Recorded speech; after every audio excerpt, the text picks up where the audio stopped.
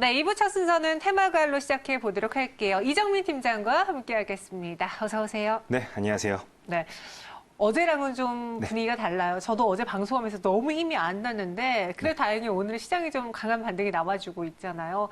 이럴 때 투자자분들이 조금 더 힘을 내서 계좌도 복구하고 좋은 종목 담아 가셨으면 좋겠습니다.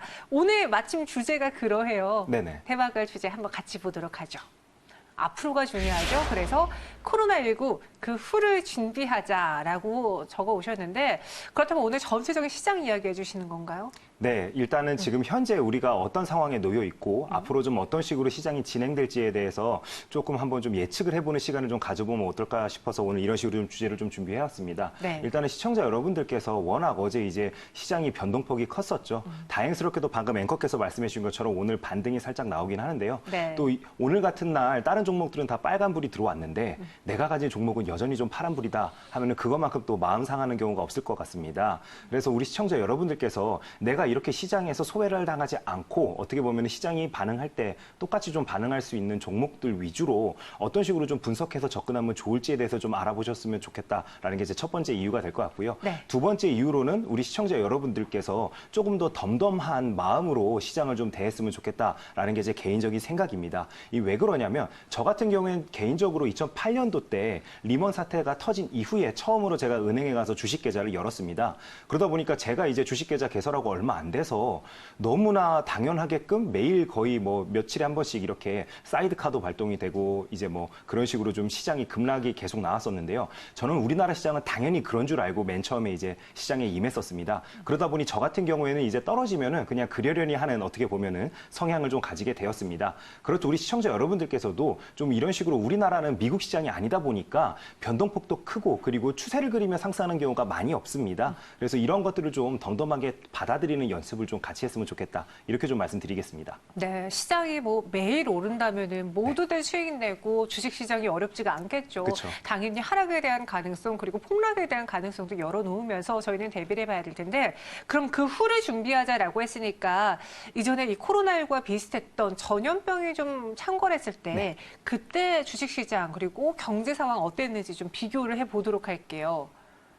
일단은 지금 시청자 여러분들께 제가 이렇게 좀 표를 준비를 해와봤습니다. 뭐 사스 때 그리고 이제 메르스 사태 때 코로나 사태 때 어떤 식으로 이제 뭐 정부에서도 좀 대응을 했고 네. 그 당시 한국은행은 어떤 식으로 움직였는지를 제가 이렇게 좀 표로 좀 준비해봤는데요. 굉장히 좀 간단합니다. 이런 식으로 제가 계속 표를 좀 보여드리려고 하는 이유는 우리는 항상 과거를 통해서 현재를 이해하고 그다음에 미래를 좀 예측할 필요가 있기 때문에 그렇습니다. 맨 처음에 코로나19 사태가 터졌을 때 제가 시청자 여러분들께 메르스 사태 때는 이러이러한 식으로 섹터가 움직였기 때문에 그런 식으로 좀 대응하시면 가장 좋을 것 같다라고 좀 말씀을 드렸었는데 실제로 뭐 골판지 회사도 가고 뭐 새벽 배송 회사도 가고 이런 식으로 참 그 흐름도 똑같이 메르스 때랑 움직였었죠. 그렇기 때문에 이번에도 한번 그런 코로나19 사태가 마무리될 쯤에는 어떤 식으로 좀 움직일지도 좀 예측해 보면 좋을 것 같은데요. 일단은 지금 사스 사태 때 같은 경우에는 정부에서 추경 예산을 7조 5천억 원 가량 이제 그 편성을 해서 집행을 했습니다. 그리고 그 당시에 기준금리는 지금과 비교하면 굉장히 좀 높은 수준이죠. 4.25%에서 4%까지 낮추도록 지금 한국은행에서 좀 진행을 했었고요. 메르스 사태 때는 11조 6천억 원을 정부에서 이제 추경으로 풀었었고요. 당시에는 이제 기준금리가 1.5였는데 1.25까지 낮추게 이렇게 좀 움직였다라고 좀 생각을 해주시면 될 것 같습니다. 지금 현재 시장에서 이야기가 나오는 바로는 코로나19 사태 때 어제 지금 뉴스가 나왔었죠. 대통령께서도 추경을 좀 속도감 있게 진행을 해달라라고 이제 좀 얘기를 했었었는데 지금 현재 시장에서 예측하기로는 12조 플러스 알파를 지금 현재 예상을 하고 있습니다. 그다음에 지금 현재 이제 금리가 1.25%이기 때문에 한 1%까지 낮추지 않을까 이런 식으로 지금 시장이 좀 예측을 하고 있는데요. 가장 중요한 포인트는 바로 이걸 것 같습니다. 중국이 어떻게 보면은 지금 코로나19 사태에 그 직접적인 어떻게 보면은 당사자인데 우리나라 주식시장이 훨씬 더 많이 하락을 했습니다. 이렇게 편차가 나는데 이유는 굉장히 간단합니다. 중국 같은 경우에는 시장하는 예측치보다도 훨씬 더 강하게 어떻게 보면은 추경을 편성하고 그다음에 이제 양적 완화를 실시하겠다라는 이야기가 나오면서 시장이 거기에 맞춰서 좀 부응을 하고 있는 부분이 있고요. 안타깝게도 우리나라 같은 경우에는 현재 정권에서는 계속 좀 주식시장과 관련돼 가지고는 너무 립 서비스가 좀 부족한 게 아니냐라는 지적을 계속 받고 있죠. 그렇기 때문에 이번에도 시장이 예측하는 예측치보다는 월등히 좀 강한 어떻게 보면 양적 완화 그리고 부양책이 좀 나와야지만 시장이 강하게 상승할 수 있다라고 좀 말씀드리겠습니다. 네, 사스, 메르스, 코로나19 때 당시를 저희가 좀 비교해 봤어요. 추경 예산도 늘어났고 그리고 금리도 인하하는 이러한 정책적인 지원을 했는데 그럼 그중에서 사스가 창궐했을 때 그때 주식시장이랑 현재 코로나19 때랑도 한번 비교를 해볼게요. 저희가 다음 자료 보면서 설명을 드려보죠.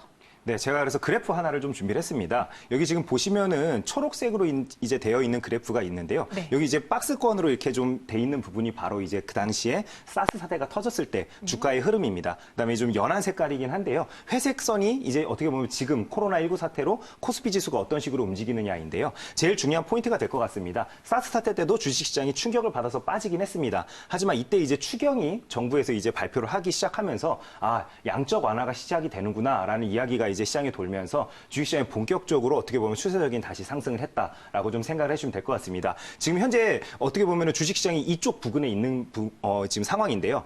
양적 완화를 똑같이 실시한다라면 당연히 이제 유동 자금들이 주식시장으로 좀 흘러 들어올 수밖에 없는 상황이 된다. 이렇게 좀 이해해 주시면 될 것 같습니다. 네, 지금요 잘 안 보이실 거예요. 그런데 여기 보시면 회색 선이 있는데 최근에 쭉 떨어졌거든요. 하지만 여기서 무언가의 부양책을 내놓는다던가 금리를 인하한다면은 다시 초록색 선처럼 같이 올라가지지 않겠느냐라고 하고 있습니다. 현재 시점은 딱 여기 내려와 있는 상황이에요. 그럼 다른 국가들의 상황은 어떤지도 한번 볼게요.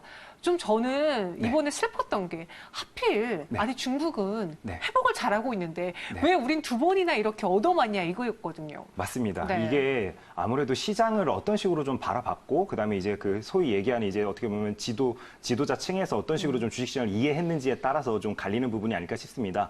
중국을 일단 좀 예로 들을게요. 네. 지금 중국 같은 경우에는 오히려 사태가 터진 이후로 0.5% 지수가 상승했다라고 이야기를 하고 있죠. 이런 식으로 지금 나오고 있는 모습인 건데 중국 같은 경우에는 그동안 가장 불문율로 안 건드렸던 부분은 바로 부동산 시장 쪽이었습니다. 부동산 시장 쪽에서 아무래도 버블이 좀 있다라고 판단을 하다 보니 양적 완화를 실시하지 않고 오히려 좀 이렇게 스무스하게 이제 좀 연착륙을 바라고 있는 상황이었었는데요. 제가 예전에도 한번 시청자 여러분들께 말씀드렸었죠. 중국이 지금 어느 정도로 급하냐면은 대학생들도 아파트를 살 수 있도록 대출 규제를 완화해줬다라고 얘기를 했었었죠. 근데 이번에 이민은행을 통해서 추가적인 부동산 대출이 가능하도록 열어줬기 때문에 이런 식으로 시장이 뜨겁게 좀 반응을 하고 있다라고 좀 생각을 해주시면 될 것 같습니다. 반대로 한국 같은 경우에는 지금 계속 부동산 시장뿐만 아니라 여러 시장들을 옥죄우고 있죠. 그러면서도 정부에서는 계속 경기를 활성화시키겠다고 이야기를 하고 있는데 마치 밥을 먹었는데 화장실 가지 않겠다라는 이야기가 똑같습니다. 그렇기 때문에 앞으로는 좀 이렇게 하지 말고 어차피 이제 총선이 끝나고 나서는 본격적으로 또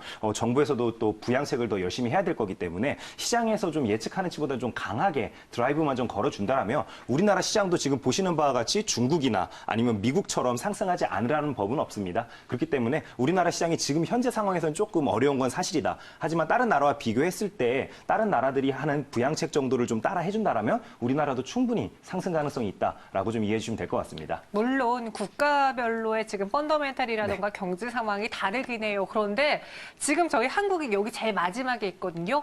앞에 있는 다른 나라에 비해서 그렇게 뒤처질 게 없는 나라임에도 맞습니다. 불구하고 유독 더 많이 빠졌어요. 따라서 상승에 대한 가능성은 있다. 회복할 수 있다라는 점에 초점 맞추면서 그럼 정부가 앞으로 내놓을 만한 카드가 무엇이 있는지 최근의 행보 보면서 한번 예측을 해볼까요? 네, 일단은 어제 굉장히 좀 이슈가 될 만한 뉴스들이 많이 나왔었습니다. 네. 하지만 워낙 시장의 이제 그 분위기 자체가 어제는 굉장히 좀 안 좋았었죠. 더군다나 오늘 새벽까지만 해도 아마 그 잠 못 자시고 미국 시장을 바라보셨던 분들 굉장히 많으셨을 것 같아요. 미국 시장도 워낙 그 장 막판까지 밀리면서 끝났기 때문에 불안한 마음으로 아마 오늘 아침을 좀 맞이하지 않았을까 생각이 되는데요. 어제 대표적으로 이제 LH죠. 네, LH공사에서 지금 창사 이래 최초로 이제 그 20조 한 5천억 원 정도를 이제 그 공사 발주를 내리겠다라고 현재 이야기를 하고 있습니다. 지금 제가 표를 좀 준비를 했는데요. 지금 보시면은 가장 큰 비중이 20조 5천억 원 중에서도 건축 부문에서 13조 8천억 원 가량을 현재 올해 내로 좀 집행을 하겠다라고 이야기를 하고 있거든요. 네. 이런 식으로 정부에서도 지금 GDP 경제 성장률을 신경 쓰기 시작했다라고 좀 이해를 해주시면 될 것 같습니다. 이런 식으로 지금 현재 유동성 안 그래도 자금이 시장에 많은데 계속 우리나라 같은 경우에 지금 부동산 시장에 워낙 쏠려 있었었죠. 근데 이런 식으로 시장에서 더욱더 돈이 많이 풀리게 된다라면은 아무래도 주식 시장으로도 조금만 세제 혜택을 준다던가 이런 식으로 제도적인 보완만 조금 정부에서 신경을 써준다라면 이런 많은 자금들은 결국에 주식시장으로도 어느 정도 좀 흘러올 수 있다. 이렇게 좀 이해를 해주시면 될 것 같습니다. 네, 그럼 현재 상황 잘 아셨죠? 저희가 앞으로 어떻게 해야 될지 투자 전략을 세워드리도록 할게요. 지금 우리 시청자분들 그리고 투자자분들에게 가장 필요한 가이드라인은 무엇이죠?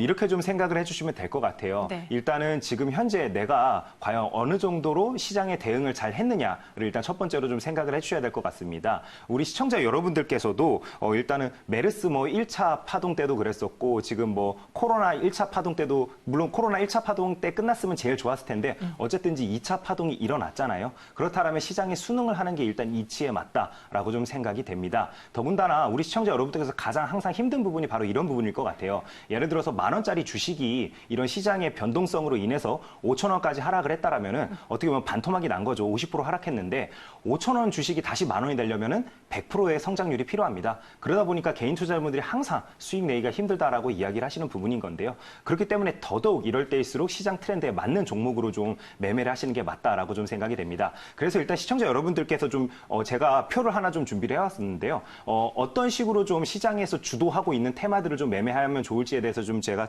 포인트를 짚어드리겠습니다. 네. 일단 첫 번째로는 이번 시장 이제 하락을 그대로 다 오로지 맞은 종목들입니다. 항공이나 관광, 레저 쪽 섹터죠. 이미 충분히 저점을 다졌다라고 저는 생각이 됩니다. 그렇기 때문에 중장기적인 관점에서는 해당 섹터를 매매하시는 것도 어느 정도는 타이밍적으로는 좀 맞다라고 좀 생각이 되고요. 그다음에 중기적 또는 단기적으로 좀 대응을 원하시는 분들은 그동안 시장 주독 섹터로 어떻게 보면 활약을 하고 있죠. 테슬라와 관련된 종목 또는 비메모리 관련 종목들 또는 폴더블 관련 종목 또는 5G와 관련된 종목들을 위주로 우리가 좀 매매를 한다라면은 시장이 다시 반등이 나올 때 더 큰 상승을 얻어갈 수 있다. 이렇게 좀 말씀드리겠습니다. 지금 최대 피해 업종의 경우에는 그로 인한 악재들이 다 반영된 가격대일 네. 거 아니에요. 그렇기 때문에 역발상으로 저희가 지금 접근해봐도 나쁘지 않을 것 같고요. 시장 주도 섹터라면은 또 시장이 반등할 때 그 앞에서 선두주자 있을 수 있으니까 저희가 함부로 놓지 말자로 한번 전략을 세워볼게요. 그럼 그래도 이도저도 모르겠다 하시는 분들을 위해서 저희가 또 하나의 상품을 갖고 왔죠? 네, 맞습니다. 시청자 여러분들께 너무 자주 어떻게 보면 좀 말씀을 드렸던 것 같은데요. 워낙 개별 종목 플레이가 힘드신 분들은 제가 항상 말씀드리는 게 ETF 상품을 매매하면 된다라고 좀 말씀을 드리고 있죠. 그래서 오늘 시청자 여러분들께 소개시켜드릴 종목은 바로 코덱스 코스닥 150 레버리지가 되겠습니다. 네. 코덱스 코스닥 150 레버리지는 보시는 바와 같이 코스닥 지수에 연동되는 ETF 상품입니다. 그러다 보니 자동으로 내 자산이 안정적으로 여러 회사에 배분되는 효과가 있다라고 좀 생각을 해주시면 될 것 같고요. 그다음에 시장에서 소외당할 일이 전혀 없다라고 좀 생각이 됩니다. 그래서 제가 시청자 여러분들께 추천드리고 싶은 매수 추천 가격은 7,600원이 되겠습니다. 목표 가격은 9,000원까지 좀 바라보도록 하고요. ETF 상품 특성상 손절 가격은 별도로 정해드리지 않겠습니다. 오히려 마이너스 10%씩 빠진다라면 더욱더 공격적으로 매수 부탁드립니다. 네, 코덱스 코스닥 150 레버리지로 소개해드렸어요. 코로나19 그 이후를 저희는 전략을 세우면서 기다려볼게요. 이정민 팀장과 함께했습니다. 고맙습니다. 네, 감사합니다.